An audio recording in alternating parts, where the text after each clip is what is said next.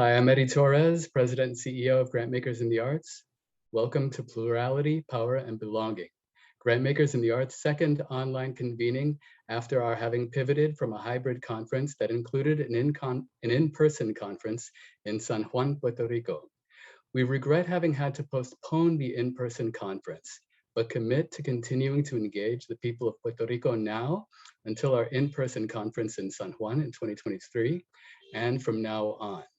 I say this as the president of Grantmakers in the Arts, but also as a Puerto Rican. I'm coming to you now from my apartment in Queens, New York, standing on the unceded land of the Lenape-Munsee people who continue to live and work here. And I am excited to present the State of the Organization address for 2021. Since I last spoke to you in autumn of 2020, Grantmakers in the Arts has continued to move between financial stability and thriving. We've saved enough to replenish the reserves that we used to move the organization from Seattle to New York. We also gave free memberships to public agencies in 2021, increasing membership to nearly 500 members.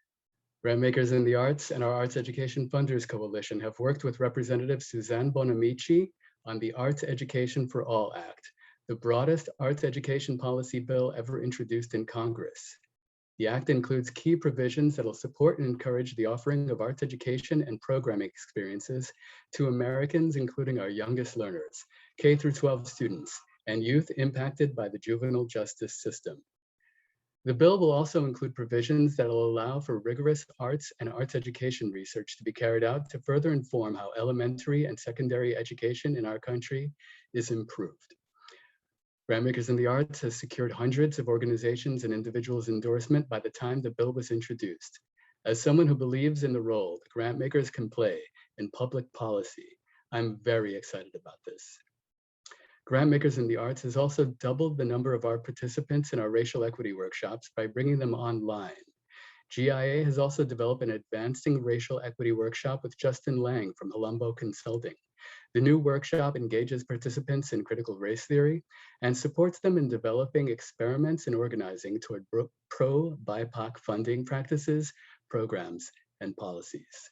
Grantmakers in the Arts has also released Solidarity, Not Charity, Arts and Culture Grantmaking in the Solidarity Economy by Natalia Linares and Caroline Woolard of Art.coop.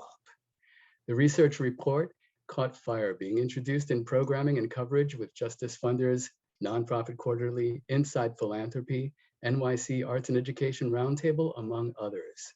GIA has supported the Study into Action discussion series, which will inform the development of a more formal curriculum around the solidarity economy in the arts.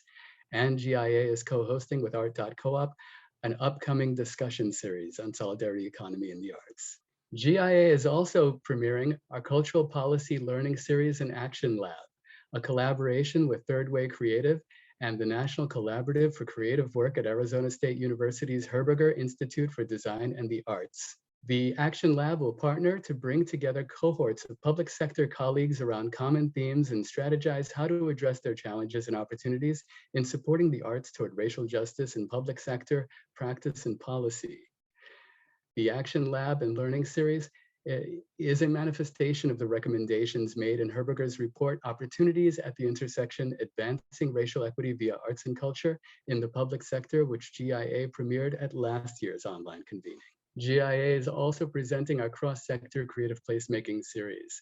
As a final step in ArtPlace America's cross-sector research strategies, based on a decade of cross-sector research, the organization developed an interactive tool highlighting 13 ways that arts and culture can support equitable community development to serve as a central location for all related field scan publications, alongside an overarching analysis of the themes that emerged across all 10 sectors of community development.